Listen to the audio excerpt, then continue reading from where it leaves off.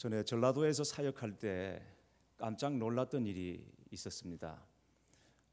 전라도에서는 거식이라는 말을 아주 많이 씁니다. 이게 딱히 뜻도 없는데 거의 대부분의 말에 통용이 되는 말이 거식이라는 말입니다.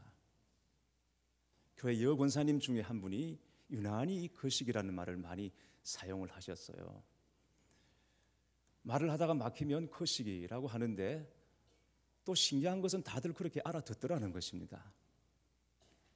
한 번은 명절에 서울에서 공부하고 있던 청년 하나가 집에 내려왔는데 때마침 명절 휴가로 부모님이 집을 비우게 됐습니다. 예배 후에 이 권사님이 그 청년에게 말하기를 저 거식이야, 내일 거식이 하면 거식이 혀라, 그렇게 얘기를 하는 겁니다. 여러분 이게 무슨 뜻인지 아시겠습니까? 저 거식이야, 내일 거식이 혀면 거식이 혀라. 여러분 이게 무슨 아무지 대한민국 언어라고 할 수 있겠습니까? 그런데 대답을 하더라는 것입니다. 권사님 아니에요, 그냥 제가 알아서 할게요, 이렇게 대답을 하더라는 것입니다. 그래서 제가 물었습니다. 너 무슨 말인지 알고 대답을 하냐? 그랬더니 아이고 목사님 그것도 몰라요. 부모님 안 계시니까 내일 아침 혼자 먹기 뭐 하면 우리 집에 와서 먹으라 그 말이잖아요. 이렇게 대답을 하는 거였어요. 기적이었습니다. 오순절 성령 강림 사건으로 언어가 혼잡했을 때 그때 그 성령의 사건으로 통용이 되었던 이후로 저는 이렇게 막혔던 언어가 뚫어지고 통용되는 것을 일찍이 본 적이 없었습니다. 정말 기적이었죠. 거식의 위력을 다시 한번 실감했습니다. 또 한 번 놀랐던 것은 장례식 때였습니다. 여기서는 장례할 때 매장을 하면 관째로 묻지 않습니까?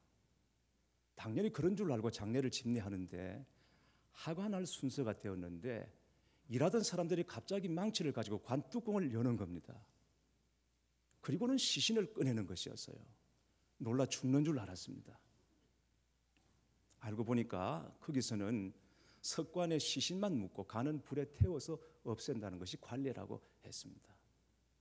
얼마나 놀랐는지 모릅니다. 아무튼 이게 강 하나 사이에 벌어진 일입니다. 섬진강을 사이로 전라도와 경상도가 이렇게 차이가 있더라는 것입니다. 강 이쪽과 저쪽의 문화가 다르고 언어가 다르고 관습이 다른 것을 보았습니다. 그러고 보면 강이라는 게 참 묘한 것입니다. 오늘 본문의 내용이 바로 그런 이야기입니다. 여호수아 22장에 들어오면서 여호수아서도 이제는 마지막을 향해 달려갑니다. 가나안 정복 전쟁이 일단락이 되었고 각 지파별로 땅 분배가 끝이 났습니다. 그리고 동쪽에 있는 두 지파반이 본토로 넘어와서 같이 싸웠다가 이제는 자기들의 기업으로 돌아갑니다.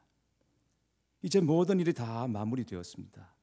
그런데 오늘 본문에서 마치 영화가 끝나갈 무렵 새로운 에피소드가 짧게 등장하는 것처럼 새로운 갈등이 발생합니다. 르우벤, 갓, 므낫세 반 지파가 가나안을 떠나 자기들의 땅으로 돌아갈 때 요단 언덕가에 제단을 쌓은 것입니다. 그것도 아주 큰 제단이었습니다. 큰 제단이라고 했으니까 멀리서도 잘 볼 수 있을 만큼의 크기였을 것입니다. 이 일로 인해서 전쟁의 위기에 빠지게 됩니다. 12절 말씀을 함께 보시겠습니다. 이스라엘 자손이 이를 듣자 곧 이스라엘 자손의 온 회중이 실로에 모여서 그들과 싸우려 가려 하니라 했습니다. 단을 쌓았다는 것 때문에 요단 동쪽과 서쪽 두 진영 사이에 전쟁이 벌어질 위기에 빠졌다는 것이죠. 그렇다면 제단을 쌓았다는 것이 왜 전쟁을 할 정도로 심각한 문제란 말인가? 한마디로 말해서 하나님의 제단이 있었음에도 불구하고 또 다른 제단을 쌓는 것은 우상 숭배와 다름없었기 때문입니다. 신명기 12장 예배 처소에 대한 규례를 보면 하나님의 제단은 오직 한 곳에만 세우도록 되어 있습니다. 제단이라는 게 사람이 세우고 싶다고 여기저기 아무데나 마음대로 세울 수 있는 것이 아니었습니다.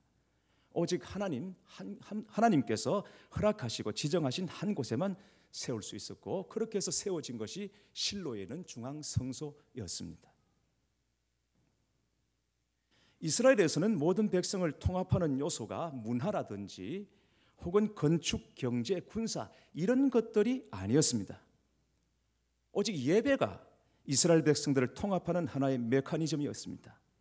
예배의 참된 장소로서 중앙 성소가 무시되었을 때 각 지파들은 독자적인 성소를 세우기 시작했고, 그렇게 했을 때 지파들은 서로 어색하고 낯선 관계가 되었습니다. 그러다 보니까 점점 이스라엘의 힘이 약화되는 것이었죠. 이런 이유 때문에 요단 동편 지파들이 따로 단을 세웠다는 말을 듣고 요단 서편 지파들이 전쟁을 불사할 정도로 흥분했던 것입니다. 이스라엘 백성은 요단 동편 사람들과 전쟁을 하기 전에 먼저 제사장 엘르아살의 아들 비느하스를 대표로 해서 각 지파에서 한 명씩을 뽑아 진상조사단을 구성했습니다. 그리고는 경위를 알아보게 했던 것입니다. 비느하스는 요단 동편 사람들을 만나서 너희들이 단을 쌓은 것은 단지 너희들만의 문제가 아니다. 이건 온 민족 전체에 관한 문제다라고 말합니다. 그들은 과거에 한 사람의 죄로 말미암아 이스라엘 회중 전체가 하나님의 진노를 입었던 것을 기억하고 있었기 때문입니다. 그러면서 비느하스는 두 가지 전례를 들어 말합니다. 먼저 바알보올의 사건을 예로 듭니다.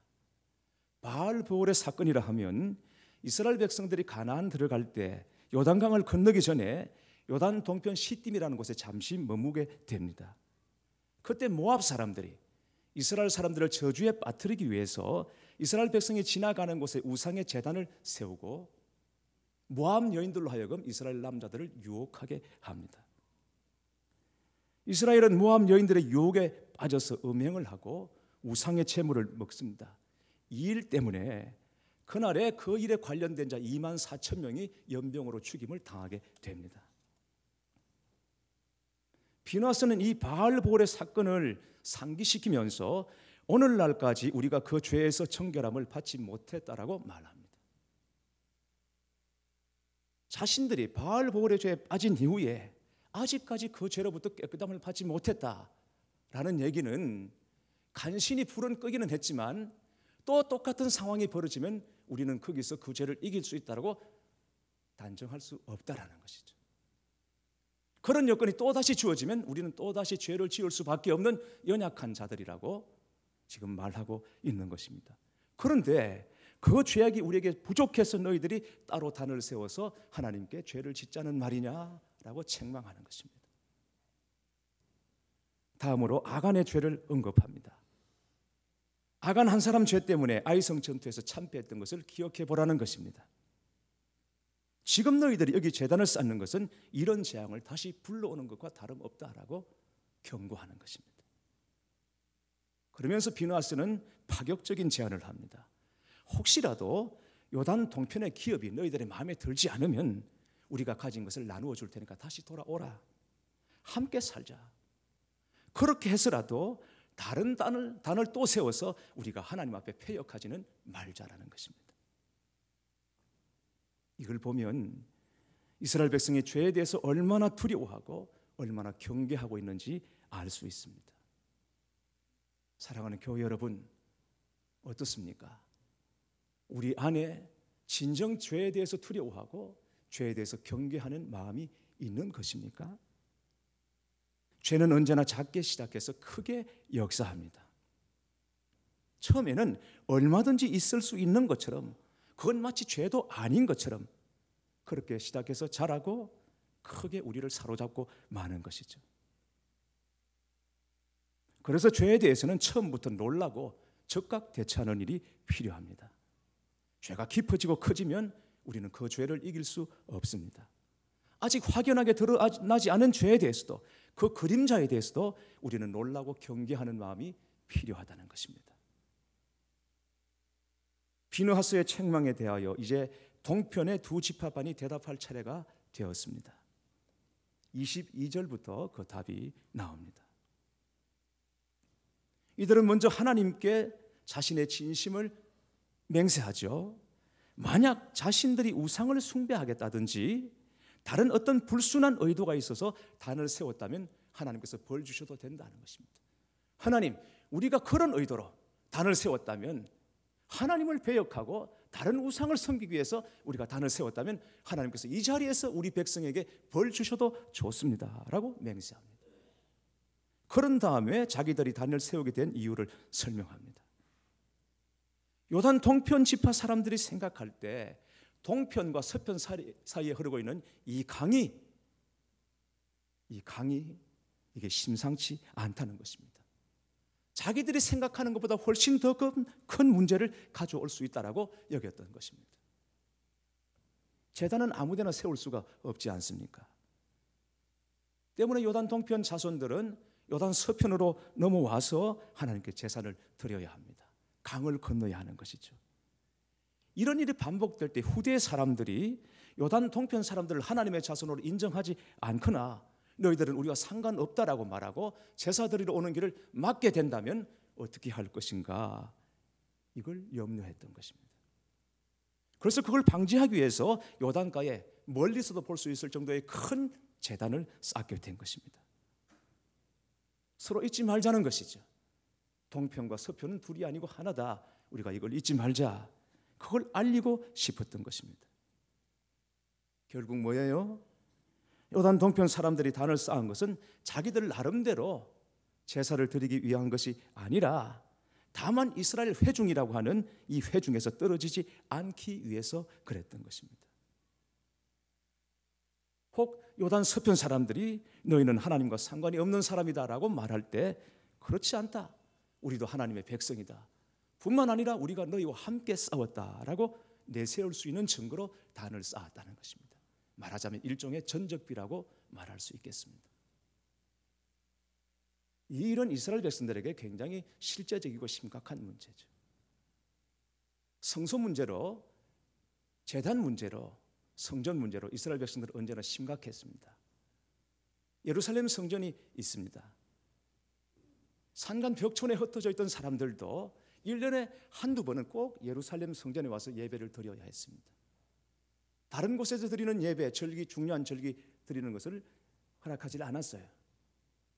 문제는 이스라엘이 남쪽과 북쪽으로 나눠지면서 남쪽은 예루살렘 성전을 중심으로 하나가 되었고 북쪽 사마리아 사람들이 문제였는데, 이 사람들도 적어도 1년에 한두 번 정도는 남쪽으로 넘어와서 예루살렘 성전에서 하나님께 제사를 드려야 했다는 것이죠. 문제는 여기에 이 민족 간에 묘한 감정이 있어서 북쪽 사마리아 사람들을 남쪽 사람들이 멸시하고 경시했습니다. 무시했습니다. 사마리아 사람들은 그런 무시와 멸시를 무릅쓰고도 1년에 몇 차례씩은 예루살렘으로 넘어와야 했습니다. 이런 일이 계속되다 보니까 결국 이 사람들이 그걸 참지 못하고 북쪽 사마리아에도 단을 세워서 나름대로 제사를 드리기 시작했던 거죠. 그렇게 함으로 결국 남쪽과 북쪽 사이에 정서는 더욱더 굳어지게 되고 갈등이 더 심화되어서 우리가 잘 알고 있는 것처럼 요한복음 4장에 예수님께서 수가성 여인을 만나서 물을 달라고 했을 때 나에게 물을 좀 달라 그랬을 때 그 여인이 예수님께 보인 반응을 여러분 기억하고 계시죠?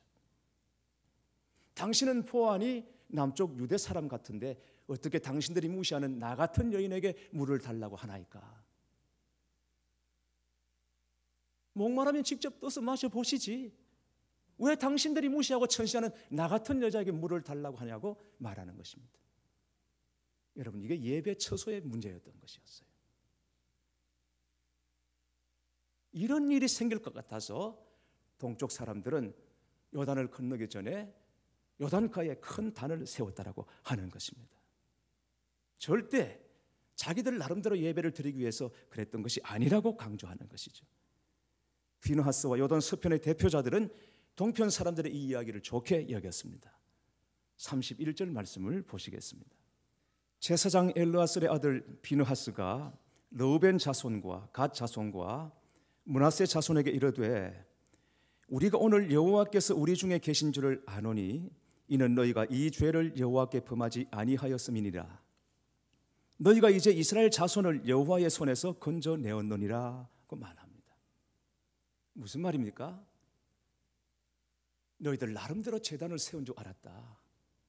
그래서 민족 공동체에서 너희들이 떠나는 줄 알았다. 그랬다면 필시 이 민족에게 하나님의 무서운 재앙이 임했을 텐데 그게 아니라 오히려 하나됨을 기억하기 위해서 세웠다고 하니 너희가 우리를 살렸다. 이 말인 것입니다. 우리는 다 죽는 줄 알았다, 하나님 앞에서. 그런데 그게 아니라 오히려 하나됨을 지키자고 이게 세웠다니 우리가 살았다. 이런 얘기인 것입니다. 그건 뭐냐? 너희와 우리 사이에 하나님이 계신 증거가 아니냐, 이런 얘기죠. 요단 서편에서 진상 조사단의 보고를 애타게 기다리고 있던 백성들이 이 보고를 듣고 난 다음에 안심하고 즐거워하면서 하나님을 찬양하는 것으로 갈등과 긴장이 풀어지게 됩니다. 한때 어느 코미디 프로에 개그는 개그일 뿐 오해하지 말자라고 외치던 코너가 있었습니다. 말 그대로 오해는 오해인 것입니다. 진심을 모르기 때문에 사실과 다르게 나쁜 쪽으로 해석한 것, 그게 오해이죠.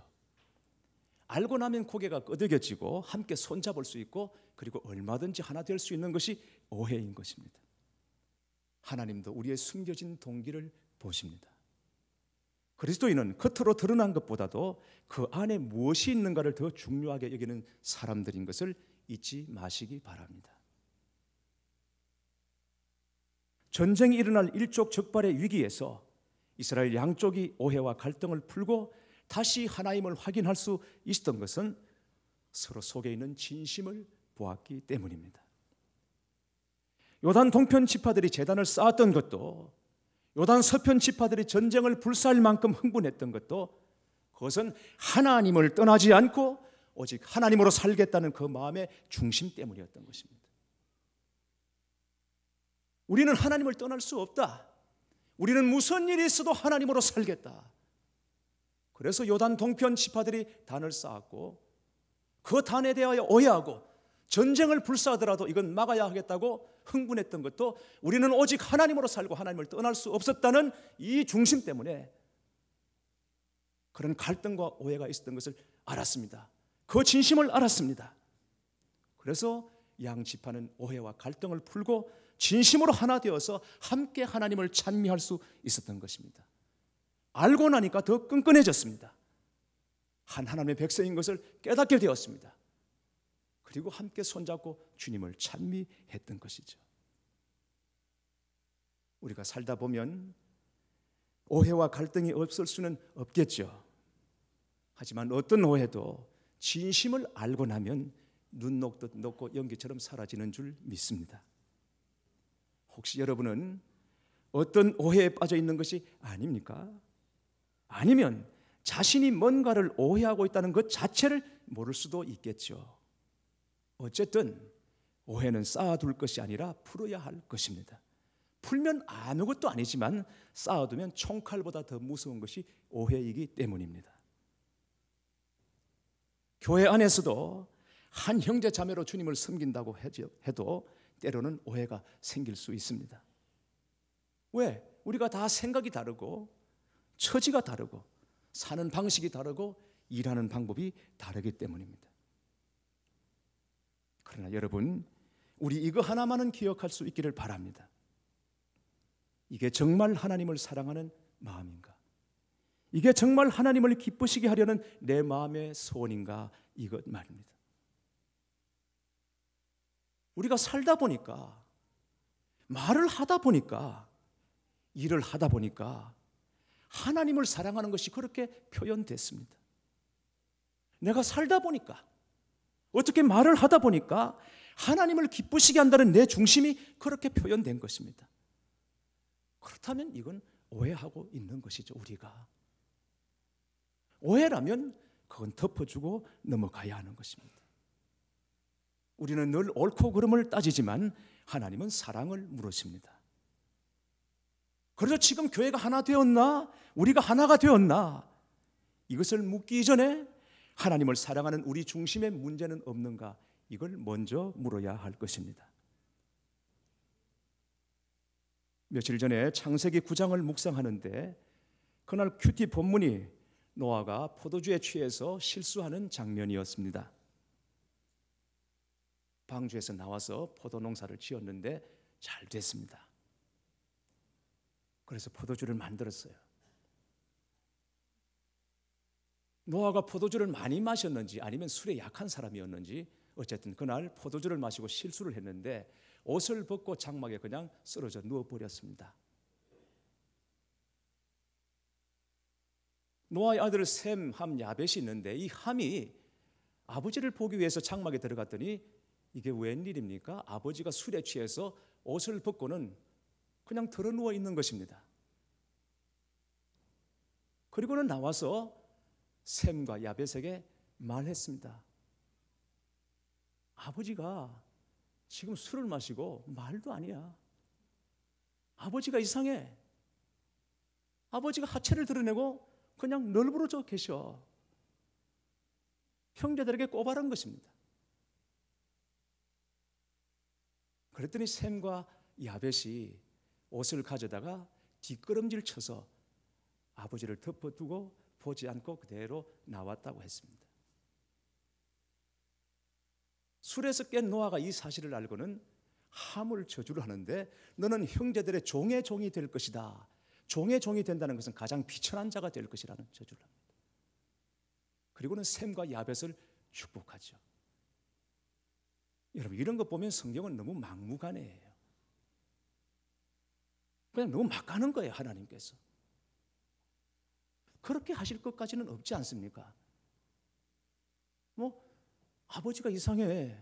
아버지가 술 먹고 옷 벗고 있더라니까 이 말을 했습니다. 그런데 너는 종들의 종이 될 것이라고 함을 그냥 가차없이 저주해버리는 것이죠. 그리고는 상대적으로 셈과 야벳이 돋보이게 되고 하나님의 축복을 받는 것이죠. 실수는 자신이 한 겁니다.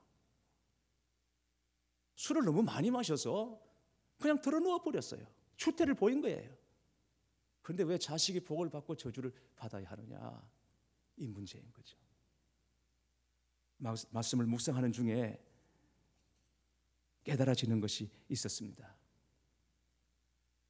무슨 실수는 누구나 한다는 것, 사람은 누구에게나 다 약점이 있다는 것. 하나님께서는 노아를 의인이라고 말씀하셨어요. 그래서 물로 세상을 심판하실 때 노아와 그의 가족들은 살려둘 계획을 세우셨습니다. 의인이었기 때문입니다. 하나님은 의인 노아도 기뻐하셨지만 그러나 그 노아의 실수와 약점을 덮어준 셈과 야벳도 기뻐하셨다는 것입니다. 셈과 야벳이 옷을 가져다가 뒷걸음질 쳐서 아버지의 하체를 덮었다고 하는 것은 그 옷으로 아버지의 하체를 덮었다는 것보다는 사실은 아버지의 약점과 실수를 덮어주었다는 것이 아니고 무엇이겠습니까? 하나님께서는 그걸 기뻐하시고 셈의 하나님 여호와를 찬송하리로다. 하나님이 야벳을 창대하게 하사라고 축복하십니다. 무엇이 의가 됩니까? 의가 무엇입니까? 의는 덮는 것입니다. 누가 의인입니까? 덮는 사람이 의인입니다. 생각하면 생각할수록 우리가 내가 얼마나 형편없고 악하고 더러운지 10번, 100번 죽어도 모자랄 게 나 자신의 죄입니다. 그러나 하나님은 사랑 하나로 다 덮어주십니다. 예수님은 십자가로 우리의 죄와 허물을 다 덮어주십니다. 주님의 사랑은 덮는 사랑입니다. 주님이 우리를 모르십니까? 우리 생각을 모르십니까? 우리의 마음의 생각과 동기까지도 다 아시고 우리 속에서 일어나는 이 동기도 다 아시는 분이십니다. 우리가 어디에서 무슨 일을 하더라도 주님 앞에 있다는 것, 우리가 어떻게 주님을 피할 수 있겠습니까? 주님이 듣지 못하는 것이 어디 있고 주님이 알지 못하는 것이 어디 있고 주님이 보지 못하는 것이 어디 있겠습니까? 우리는 다 주님 앞에서 살아가는 것이죠. 그래서 시편 51편을 보면 다윗이 우리 아내 바세바를 범하고 나중에 고백할 때 내가 주께만 범죄하였으니라고 고백합니다.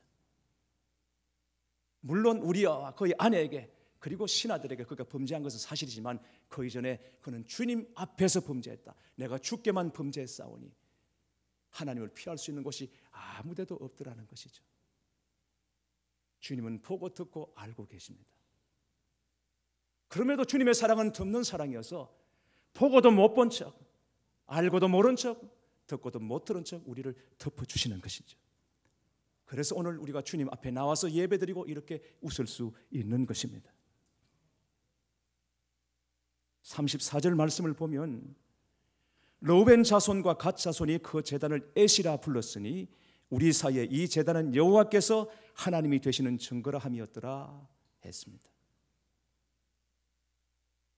동편 이스라엘도 서편 이스라엘도 여호와가 하나님이 되신다는 증거로 요단 동편 사람들이 쌓았던 그 제단의 이름을 에시라 칭한 것입니다. 에시라는 말은 증인 또는 증거라는 뜻입니다. 양쪽 모두 여호와 하나님만 사랑하고 하나님만 섬기고자 하는 그 마음이 확인된 것입니다. 그 마음으로 서로가 하나라는 것을 인정했던 것이죠. 사랑하는 교회 여러분, 오늘 우리가 서로 하나라는 것을 확신할 수 있는 것은 이 교회라고 하는 조직과 단체가 아닙니다. 우리 안에 있는 증거를 통해서 그걸 확인할 수 있습니다. 이스라엘이 에시라고 하는 제단이 증거가 된 것처럼 오늘 우리에게는 예수 그리스도라는 증거가 있습니다. 성령이 우리에게 오셔서 저와 여러분 안에 계셔서 예수 그리스도라는 증거를 우리 사이에 세워주셨습니다. 우리는 오직 예수 그리스도만 바라보고 교회로 모이는 사람들입니다. 그래서 서로 마음에 오직 예수님만 사랑하고 예수님만 믿고 예수님만 섬기고 따르겠다는 마음의 소원과 사모함이 있다라면, 우리에게 그것이 있다면 다른 것은 다 덮어도 좋을 것입니다. 그거 하나면 충분한 것입니다. 우리는 오직 예수 사랑, 이거 하나 때문에 오늘 이 자리에 모인 사람들이 아니겠습니까? 그렇다면 교회 여러분, 오해는 이제 그만입니다. 아멘이십니까? 할렐루야. 우리 찬양하시고 기도하십시다.